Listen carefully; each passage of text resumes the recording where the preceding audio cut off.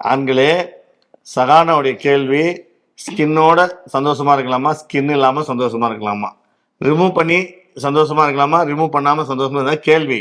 ஆனால் ஆட்டோமேட்டிக்கா வந்து பாத்தீங்கன்னா நீங்க இன்டர்கோர்ஸ் பண்ணும்போது சந்தோஷமா இருக்கும்போது அந்த ஸ்கின் ஆட்டோமேட்டிக்கா ரிமூவ் ஆயிடும். ஏன்னா சிறிதா இருக்கும்போது மட்டும்தான் ஸ்கின் மேல இருக்கும். ஆனா உங்களுக்கு பெருசாச்சு அப்படின்னா அந்த ஸ்கின் கரெக்டா உங்களுக்கு அதே லெவல்ல டைட்னஸ் கிடைக்கும் போது நார்மல் ஆயிடும். சில பேருக்கு வந்து பாத்தீங்கன்னா ஸ்கின் வந்து வஜினா ரொம்ப சின்னதா இருக்கும் பெண்களுக்கு.